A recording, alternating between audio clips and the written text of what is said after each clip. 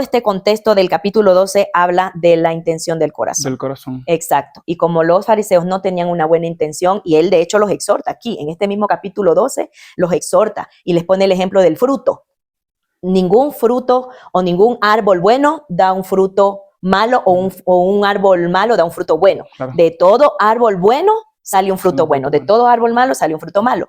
Pero también le hace una comparación en cuanto a al corazón. Eso más se lo ve en el libro de Lucas. Ajá. Allá le pone otra, o sea, le hace la misma comparación, pero también hace la comparación del corazón. Dice, de lo que hay en el corazón, del buen tesoro que hay en el corazón, habla la boca.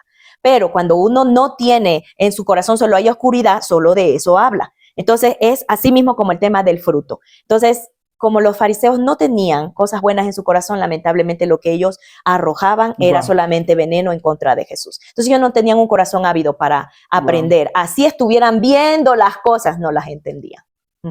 Qué tenaz. Es tan fuerte esto que algo que me doy de cuenta justamente leyendo la escritura y algo que hemos revisado en estos días, porque he estado también revisando un poco lo que es Mateo, es que los fariseos en alguna parte de este contexto del capítulo 12, inclusive acusan a Jesús de que él de alguna forma hacía milagros en nombre de los demonios, o sea, sacaba demonios en nombre de los demonios. Belcebú en este caso. Entonces, hay una enseñanza ahí súper profunda de Jesús. Me gustaría que tal vez usted nos ayudase comprendiendo un poco más sobre el tema. Sí. Bueno, mis hermanos, en este punto específico quería hacer una aclaración. Como ustedes saben, este tema porque habla de la blasfemia contra el Espíritu Santo, ¿cierto? De Dios. Entonces, entender, esto ha sido un tema de mucha controversia, porque nos enfocamos en el tema de lo que se habló porque justamente este tema se dio en el contexto de una liberación de un hombre que tenía demonios. En este caso era sordo y mudo, y el Señor Jesús le limpia, le sana, y él vuelve a hablar y a escuchar. Entonces, en ese contexto es donde mencionaba antes, ¿no? Vienen los fariseos y la gente se sorprende y dice, wow, ¿no será el hijo de David, el Mesías? La gente empieza a sorprenderse. ¿Y qué hacen los fariseos? Como decíamos, por la dureza de corazón, y siempre que estaban poniéndole la manera de obstaculizar el ministerio de Jesús, decían, pero no vociferaban, solo decían, no, echa fuera en el nombre de demonios, o en el nombre de Belcebú, por Belcebú echa fuera a los demonios. Wow. Pero el Señor Jesús, que conocía sus corazones, les empieza a hacer una serie de enseñanzas. Y vuelvo y repito, no solo era para ellos, era también para los discípulos. Ellos también necesitaban entender esto. Y mire, aunque se lo narra en un contexto, porque el problema aquí no fue el milagro que se hizo, porque Jesús ya había hecho muchos otros milagros, había hecho otras sanidades. El contexto aquí es la acusación tremenda que hacen los fariseos en contra, que ya el Señor Jesús les aclara y les dice, si es contra mí, le será perdonado, porque el mismo Señor Jesús, cuando estaba en la cruz del Calvario y que los judíos estaban ahí haciendo barra y hicieron tantas cosas para humillar al Hijo de Dios, dijo, Señor, perdónales, porque no saben lo que hacen. O sea, el mismo Señor Jesús pidiendo por el pueblo, por el pueblo judío en este contexto, ¿no? Pero en este contexto dice, podemos perdonar, se puede perdonar cualquier blasfemia que se levante en contra del Hijo.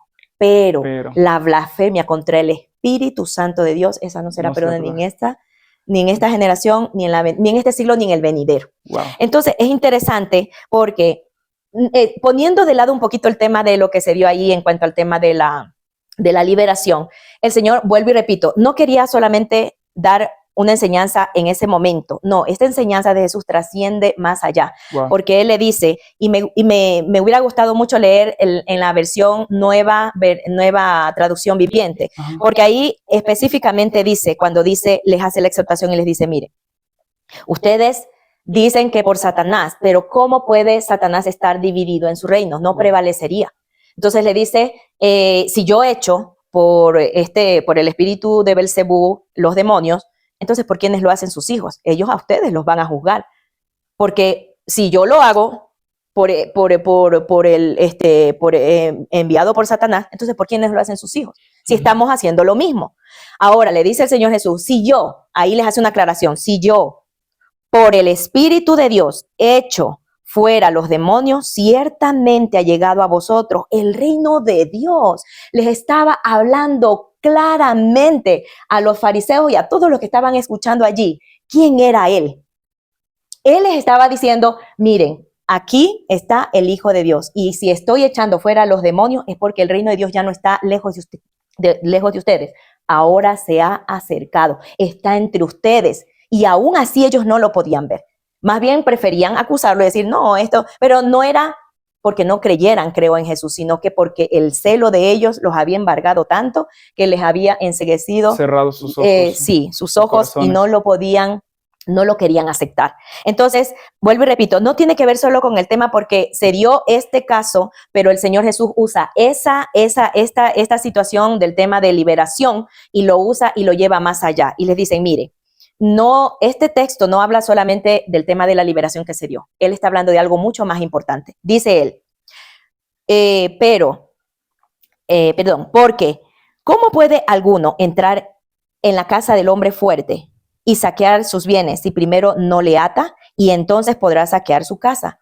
En la versión que yo les comentaba, dice, ¿cómo puede ser atado un hombre fuerte para saquear su casa si no viene uno más fuerte para atarle y luego saquear su casa? Wow. En esta versión, por eso me encanta esa versión, porque hace una explicación un poco más y vuelve y continúa con el sentido de lo que se está hablando en este capítulo 12. Es la autoridad Hay de Jesús. uno mayor y debe haber uno mayor. Y cuando está hablando de atar el hombre fuerte, está hablando específicamente de que él, como Jesucristo, como el que vino a traer el reino de los cielos aquí, él estaba hablando del cumplimiento de su palabra cuando ya iba a ponerle fin a las obras de las tinieblas, porque él iba a arrebatar las llaves del reino que habían sido quitados cuando entró el pecado a inicio de la generación humana, ¿cierto? Cuando Adán y Eva, en este caso, pecaron, esas llaves fueron arrebatadas o el enemigo se tomó esas llaves. Por eso el pecado de ahí en adelante tomó control sobre la humanidad. Pero Cristo Jesús les estaba diciendo, hay un hombre fuerte, sí les está diciendo, sí, hay un hombre fuerte, pero si hubiera otro hombre fuerte igual que él, ese reino se dividiría, porque Satanás no puede dividirse, incluso pone el ejemplo, ninguna casa ni ninguna ciudad que esté dividida va a prevalecer.